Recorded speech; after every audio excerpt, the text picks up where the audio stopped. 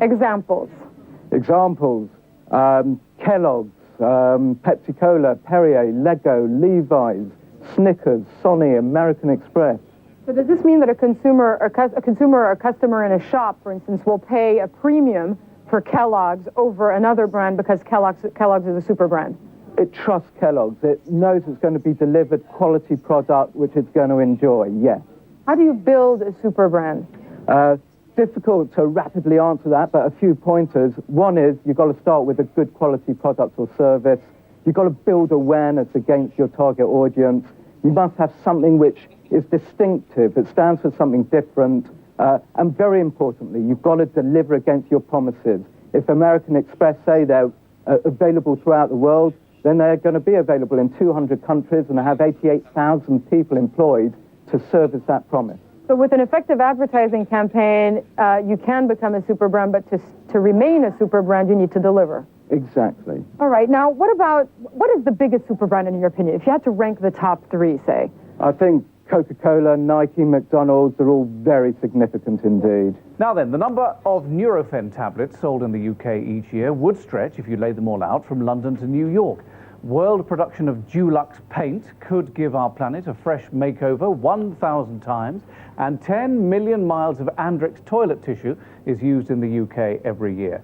The accomplishments of some brands is truly awesome. But how have they managed to maintain prominence on the shelves and retain such consistent loyalty? Well, here are some household names. Whether it be the three stripes of Adidas or the Nike tick, Shell's shell, Adidas's blue box, all of them mean something significant to us because they've invested in strong packaging, strong communications, great advertising. Yeah. The likes of the Andrex puppy, the Dulux dog, all carry a very, very strong symbol and significance. Let me just run past you a few names. The McDonald's arches, what about that? We know wherever we're driving, when we see that McDonald's arch on the horizon, that we're going to get good quality food, we're going to get it quickly, and it's going to be fresh and clean. Yeah. All from an M that a number of years ago would have meant nothing to us whatsoever. Yeah. What about Coca-Cola? There's a company that is literally in every country and territory in the world. It is. Wherever there's a thirst, there's a Coca-Cola. Yeah. But why? Why is it so successful? Well, one, it is a great taste. But two, it's all about happiness. It's all about refreshment. It's something that we want to buy into, what we want to be associated with. Yeah. Just a word about Marks and Spencer's. They're in the news today. People want them to survive and succeed. Yeah, they've had a tough time, but because they're such a strong brand, there's a real warmth towards them. In research that we do, whether it be through Mintel or NFO, it always shows that people really trust Marks and Spencer. And they want it to do well. There's a will there. And we forget, don't we, that they are making millions of pounds every year. They certainly are still doing okay. All right, Marcel. Well, thank you very much indeed. I very much enjoyed reading the book. Thanks very much indeed. Pleasure. Thank you. That's Marcel Noble. Superbrands is the book. It's an industry Bible, but it make a great coffee table book. And now on BBC Two, today's Working Lunch. Coca-Cola won the title of Superbrand last night, and Virgin knocked British Airways off the perch in the holidays and travel category. Marcel Noble from the Superbrands Council is here. When it's a brand, Marcel, when does it become a super brand? When you say so. Well, no, not just me. There's a Superbrands Council which is made up of eminent personalities within the industry. So what characteristics does a super brand have? Well, it's very well known. A super brand offers customers significant emotional and or physical benefits over its competitors, which consciously or subconsciously consumers want, recognise and are willing to pay a premium for. The Andrex puppy for over 25 years has come to represent softness and strength in such a strong fashion. Budweiser's about authenticity and dynamism. And so for years, Budweiser have known how to communicate that. They were actually the first company to deliver Budweiser to the White House when Prohibition was revoked. Right, very clever. And all these brands, I mean, they stood the test of time, haven't they, the main ones? They certainly all these have. ones here behind us. Yeah, Heinz is over 100 years old. PG Tips, also extremely old. And those chimps have been around since commercial TV was introduced. Okay, if any of these brands, BMW was sending me some free samples, I'm more than happy to accept them. Never mind the morality of it, Marcel. Harry Potter has been helping sell chocolate now, clothes, etc., etc. And just like the name Pepsi sells cola, Coke sells cola, Lucasade sells an energy drink, people want to be associated with that. It has such positive connotations that people definitely are attracted by it and will reach out to take that off the shelf as opposed to something else. A glittering party in London with the beautiful people of the advertising world out in force. Here, not to do lunch, but dinner, coupled with the now ubiquitous award ceremony.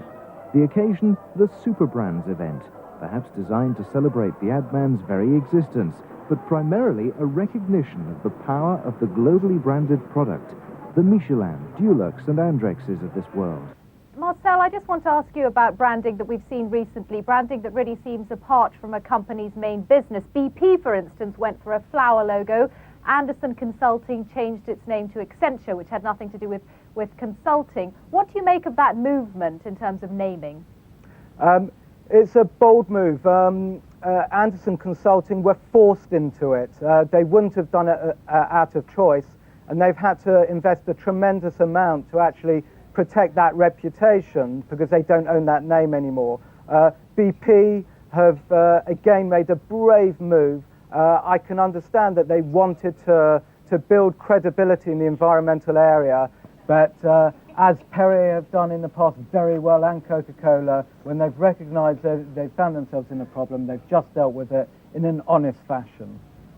When you're a brand of the scale of McDonald's, those golden arches known all over the world, how much do you have to worry about instances like this? Are they just blips that pass with time? No, McDonald's will be very concerned about this. They're a responsible organisation. Their brand is in 119 countries. They're serving 43 million people a day, and they want to protect their reputation. There is a flight to quality to established names, names that are historical, names such as Scottish Widows, Abbey National, Legal & General, names that have been around for many years and which you know will go around for many years to come. In the fast-changing business world, with its unavoidably global perspective, the brand name is an important asset, which companies ignore at their peril.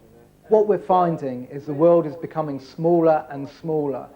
Boundaries are literally disintegrating between regions, and that's due to travel and the internet and so forth, and therefore it's no use having different names for brands in different places. People want to be familiar with a single brand. I think they're recognising a trend which HSBC have followed, Snickers have followed, Olympus have followed. Think global, act local, be relevant to the target audience that you want to motivate. Whether it be Virgin, Orange, Microsoft, Yellow Pages, you know what they stand for. And if the political parties were much better at actually defining clearly what they stand for and not confusing us, the voter, they would stand a much better chance of actually getting the vote. The tie-up gives JJB Sports a slice of the discount action, while keeping both brands separate. TJ Hughes brand could actually confuse the JJB brand if it weren't kept independent. LucasAid Sport, yeah, very, again, dynamic packaging, very sports-oriented. And they've managed through their advertising as well to get across those energy signals by associating them with energy-driven individuals, whether it be the decathlete Daley Thompson or Alan Shearer taking time off from promoting McDonald's to promoting this, as well as, even more recently, the energy-driven Lara Croft, who took time off from promoting the Sega Vibrant brand. And that is very much about irreverence and attitude and being consumed by sport. And that is something that any individual who comes across Nike will actually be cognizant of. And Justin Rose is enjoying a relationship with Adidas now, and that was probably down to a past performance.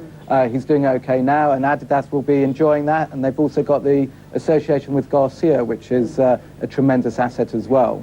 And the likes of a Lexus, for example, the car, has again enjoyed phenomenal benefits through their association with Montgomery, as you mentioned. For 3 years, they've managed to attract new customers just because of that relationship. Well, I think he lends tremendous positive associations to the Nike brand. You associate it with winning, you associate it with a very positive attitude, and that's why we might go to a Shell forecourt as opposed to another, because they're associated with Ferrari. Sega enjoy Lara Croft. L'Oreal enjoy the likes of the top models, and again, we like to be associated with that beauty. We're here to witness the launch of the new Superbrands book. This book features names that we'll all recognise, from banks, from car manufacturers, from building societies, and yes, just the one football club. It's Manchester United. On display here are all sorts of products, most showing the latest technologies. How about this for an executive model? Long, sleek and sexy. Or how about this little sporty number? Just right for doing the shopping, if you're Pierce Brosnan. But there's not just car manufacturers. How about the latest in mobile phone technology?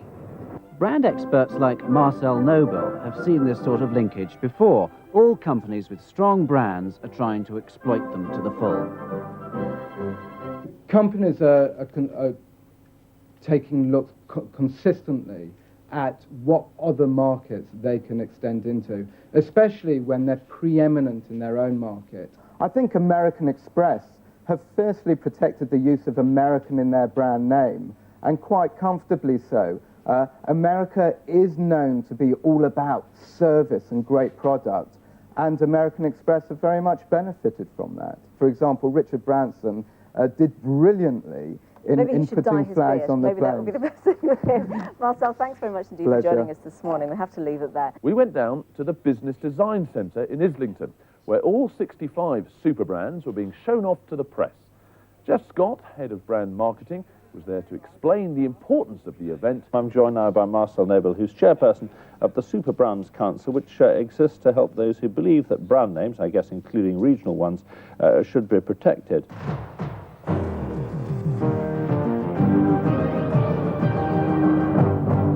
Stations like BBC World, you know, report it all around the globe, don't they? Precisely, you're to blame. Yeah. But a company and a brand which has the strength that Coca-Cola has, and the brand guardians that Coca-Cola has, will, I'm sure, actually get over this crisis, and it will be forgotten about.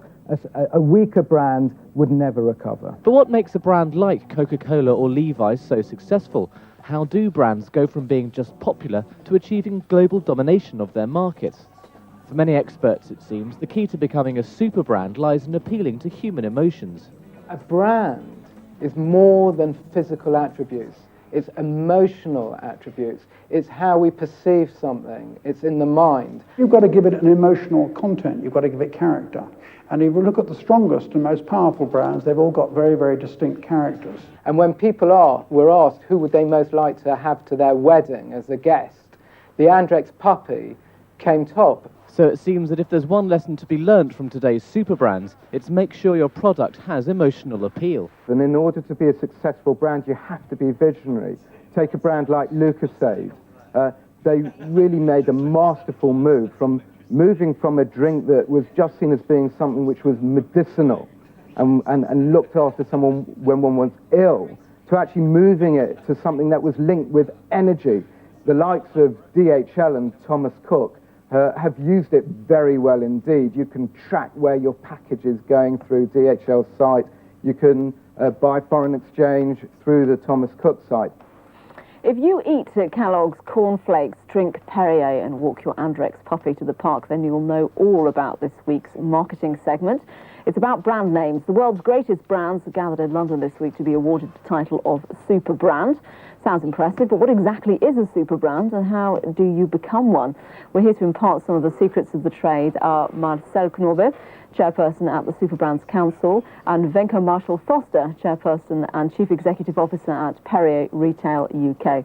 What great brand guardians will try and do, whether it be St. Michael, BMW, PG Tips and so forth, is build upon their heritage whilst recognising how their market is evolving. But over time, if you look at some of the great brands, like British Telecom, you'll see that they've gradually evolved. ICI also. People have actually been turning to brands which they trust, whether it be the Kellogg's, the Hovis.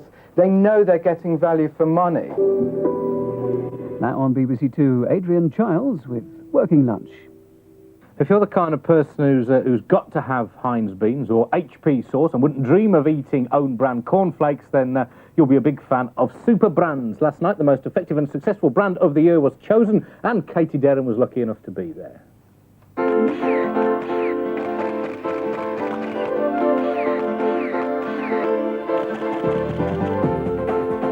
Tony Blair, the Andrex puppy, and Yellow Pages. The link, they're Superbrands, and they're here to celebrate.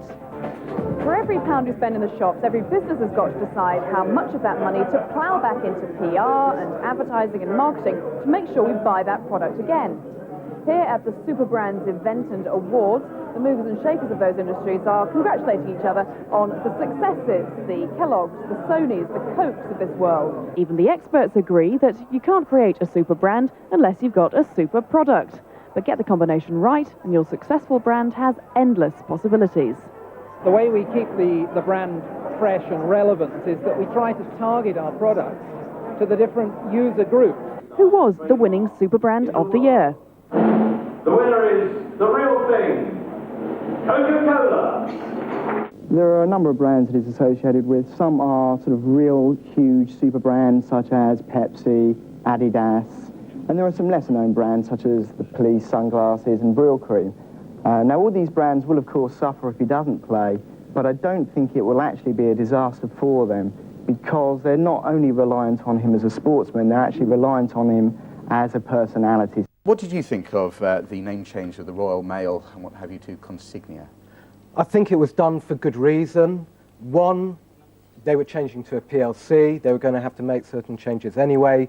Two, Post Office wasn't going to work so well internationally. It's a generic. And three, they wanted to distinguish between the holding company and the post office outlets you actually visit. I think it's a sound name.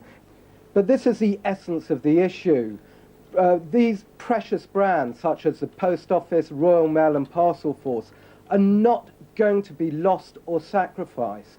A new brand, Consignia, has been introduced, and for a good reason. Microsoft are known to be dynamic, are known to be different. Their whole ethos for this Xbox is to inspire and feed the imagination, and they will capture the imagination of the market, and therefore I am confident will succeed. Well, they certainly seem to be running riot in London. Marcel Noble, thanks very much.